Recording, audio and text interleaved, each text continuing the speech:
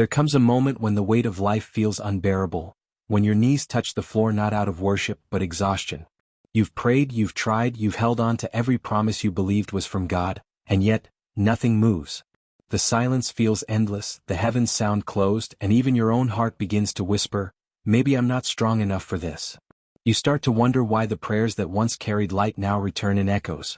Why the people you trusted drifted away, and why the dreams you built with hope began to crumble without warning. The night stretches longer, the tears come uninvited, and every breath feels like a quiet surrender you never agreed to. But deep within that breaking, something unseen begins to stir. A strange peace hides beneath the wreckage, a peace you don't understand yet. The world calls it defeat, but heaven calls it the beginning of transformation. Because sometimes God lets everything fall apart, not to destroy you, but to rebuild what can finally carry His glory. What if this silence isn't absence, but alignment? What if this breaking isn't punishment, but preparation? You've reached the end of your own strength, and that's exactly where divine strength begins. You're not losing the battle, you're being refined for a purpose bigger than your understanding. Backhand index pointing right. If this message resonates with where you are right now, stay with me till the end, and make sure you subscribe because this channel is where brokenness meets divine rebuilding. This is the moment where surrender quietly takes form. The storm may not stop, but your heart begins to soften. In that stillness, heaven leans closer. The breaking point isn't the end of your faith, it's the place where God begins to breathe through it. Surrender is the strangest miracle of faith. It looks like defeat, but it carries the blueprint of divine strength. When you release what you cannot control, it feels like everything inside you collapses. The mind wrestles, the heart questions, and fear whispers that you've lost. But in heaven's language, letting go isn't losing, it's trusting the one who never fails. It's the moment when the clenched fists of anxiety begin to open, when your tears finally stop negotiating with God and start trusting Him. You stop begging for the plan to go your way and start realizing that His way was never meant to match your comfort, it was meant to grow your character. Like waves surrendering to the shore, your heart begins to understand a rhythm deeper than resistance. Each crash, each withdrawal, each still pause carries a message, that peace isn't found in control but in trust. When light pierces through the cracks of your exhaustion, you realize that what you called breaking was actually birthing. Because God's power doesn't enter proud, self-sufficient hearts. It enters the surrendered ones, the ones who have no more strategies, no more backup plans, no more, I can fix this. That's where heaven does its most beautiful work, in the ashes of self-dependence. And maybe that's why you had to lose what you loved, face what you feared, and walk through what you never wanted. It wasn't to punish you, it was to reveal what was always sustaining you. Surrender is not about giving up, it's about handing over. It's about saying, God, I don't understand this, but I trust you with it. And in that simple exchange, your weakness becomes His workshop. So before you call this the end, pause. You might just be standing at the doorway of divine strength, disguised as surrender. Sign 1. You stop fighting what God is changing.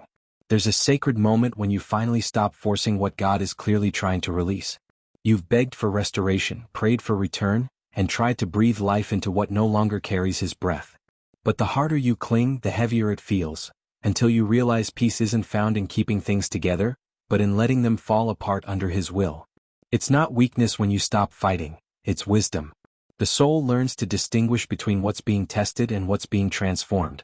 And in that quiet surrender, the storm within begins to settle. You start to see that not every loss is an attack, some are divine extractions. God removes what would have distracted you, delays what would have destroyed you, and denies what would have diminished you. When you no longer beg God to restore what He's already released, peace enters the room. The truth is, God doesn't rewrite the past, He redeems it. He doesn't return what you lost, He replaces it with what will last. The same hand that took something from you is now preparing something for you, something purer, stronger, more aligned with His purpose. So stop fighting what He's changing. Stop trying to reopen doors He's sealed. Because sometimes the greatest act of faith isn't to hold on tighter, it's to let go sooner. Sign 2. Your identity breaks before it's rebuilt. There comes a season when God begins to separate who you truly are from who you had to be to survive. The masks you wore, the titles you chased, the version of yourself that fit the expectations of others, they start to crumble. It feels like losing yourself, but it's really God peeling away everything that isn't eternal. This breaking is sacred. It's not punishment, it's purification. The identity you built in strength begins to collapse so that the identity built in surrender can finally stand. You may feel stripped, unseen, or forgotten, but heaven is working behind the silence. God is not destroying you, He's unveiling the version of you He originally designed. The friends that no longer understand you, the roles that no longer fit, the dreams that no longer drive you, all of it is part of the divine reset. Because before God can use you publicly, He refines you privately. And in that stillness, He teaches you that your worth was never in what you did, but in who you are becoming in Him. Backhand index pointing right. If this truth speaks to your heart, pause for a second. Subscribe and share it with someone walking through their breaking. What's breaking is not your identity, it's your attachment to what you thought it was. And when the old version finally falls away, what remains is something real, unshakable, and aligned with heaven's design. Sign 3. You learn to trust God without evidence. There are seasons when the path ahead disappears and all you see is fog. You pray but the answers don't come. You seek signs but heaven stays silent. Every direction feels uncertain, and the silence feels louder than the storm. Yet, in that unseen space, faith begins to grow, not the kind built on proof but the kind rooted in trust. You start to realize that maybe God isn't distant, He's just deepening your dependence. When you can't trace His hand, He's teaching you to trust His heart.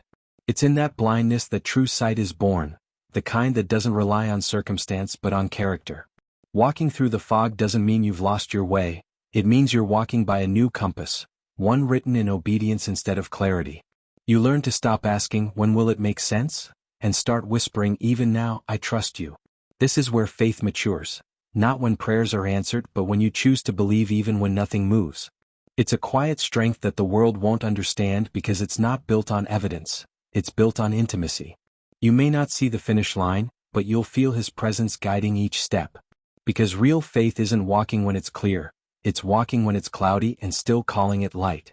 Sign 4. Your isolation becomes your anointing ground. Isolation is one of God's most misunderstood gifts. When He hides you, it can feel like rejection, like life has paused and everyone else kept moving. You watch doors close, conversations fade, and connections dissolve without reason. But what feels like exile is often divine preservation. God isolates before He elevates. In solitude, He strips away the noise that once defined your worth. The stage goes dark so that your roots can deepen. You start learning what it means to walk with Him in silence, to be seen by no one yet shaped by His hand. That's where identity strengthens, not under applause but under anonymity. Think of David tending sheep before becoming king. Joseph was hidden in prison before the palace. Even Jesus was led into the wilderness before the cross. Every great calling has a season of obscurity, a sacred pause where heaven trains your spirit for what's ahead. Backhand index pointing right. If this season feels lonely, remember, you're not forgotten. Subscribe so you don't walk this faith journey alone. In that quiet, you realize that being unseen doesn't mean being unchosen. It means you're being prepared away from distractions. The oil of anointing is pressed in private, not poured in public. So don't rush your hidden season.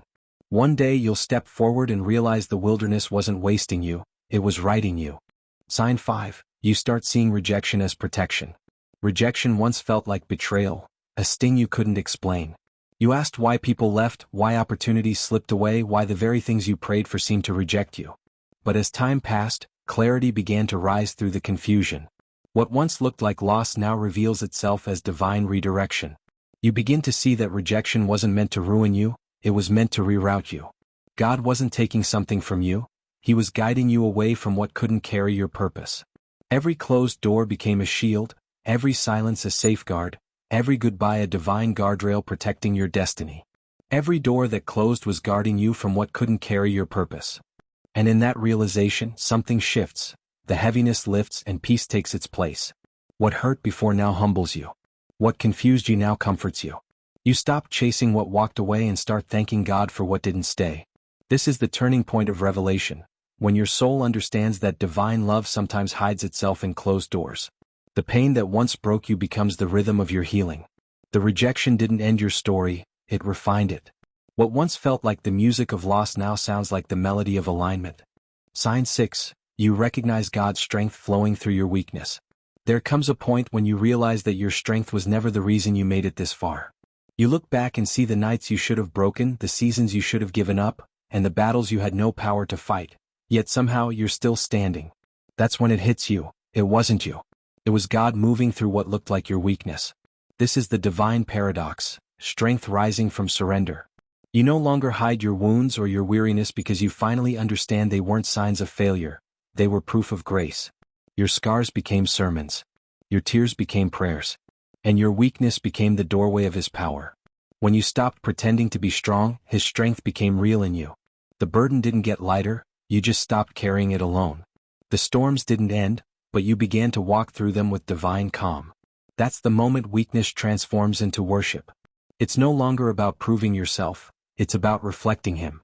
You realize that the places that once embarrassed you are now the exact places God chooses to display His power. So don't curse the weakness, consecrate it. Because what you thought was breaking you was actually the space where heaven was breathing through you. There comes a turning point in every soul's refining season. A quiet, unseen moment when complaint transforms into calling.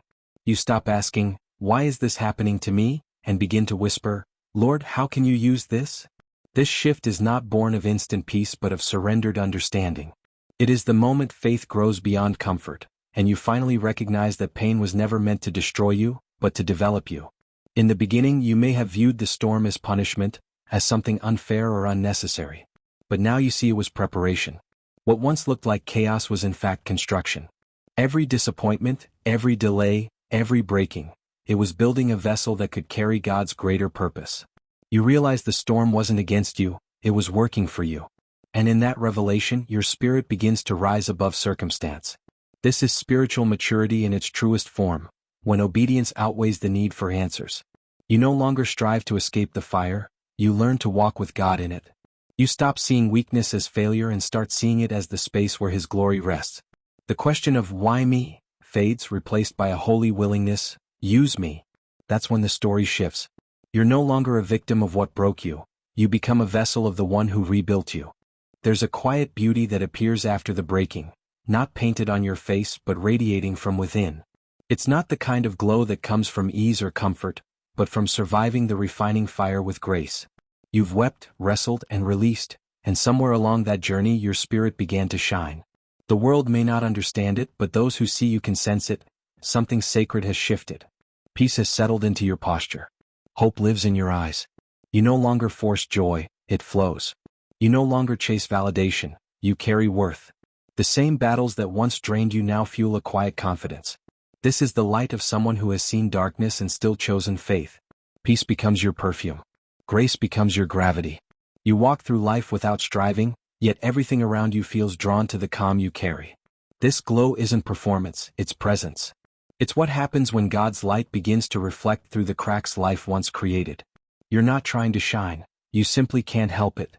The ashes have turned to radiance, and the pain that once broke you has become the oil that lights your flame. Backhand index pointing right. If you felt this inner glow rising from your pain, subscribe, because this channel is where divine stories are born from ashes. There comes a moment when you look back and finally understand, pain was never sent to destroy you. It was the hand of a loving Father, shaping a heart that could hold His purpose.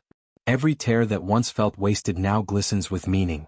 Every breaking point becomes a marker of becoming. You see now that pain wasn't punishing you, it was positioning you. It was never rejection, it was redirection. Never abandonment, but alignment. The things that once made you question God are now the very things that make you trust Him deeper. You start to see the mercy hidden in the mess. The wounds that once silenced you now speak the loudest truth, that you were never alone in any of it. He was there in every ache, writing redemption between the lines of your suffering. This is where faith matures, not in the absence of struggle but in the revelation of purpose through it. You no longer ask, "Why did this happen to me?" Instead you whisper, "Thank you for what it built in me." The fire that once burned you now becomes the warmth that draws others near. Pain was never your enemy, it was your usher into transformation, your invitation into divine intimacy. And as you release the last weight of resentment, you realize, this was never just about surviving. It was about becoming. And now the storm has passed. Not because the waves stopped, but because your soul stopped fearing them. The chaos that once defined you has gone quiet, and in that sacred stillness, something divine begins to breathe within you. This is the silence after surrender, the holy ground where faith no longer needs proof. You've walked through pain, through loss, through nights that felt endless, and yet here you stand, not broken but rebuilt. Surrender changed everything. It wasn't the end of your strength, it was the beginning of His. You stopped praying for the storm to end and started praising through it. That was the moment heaven met you in your weakness. You learned that power doesn't always roar, sometimes it whispers. Sometimes, divine strength looks like peace that makes no sense, or joy that survives in ashes. You realize now that surrender didn't take anything from you, it returned you to yourself. It stripped away every illusion of control until only faith remained. That's where divine strength lives, not in certainty but in trust.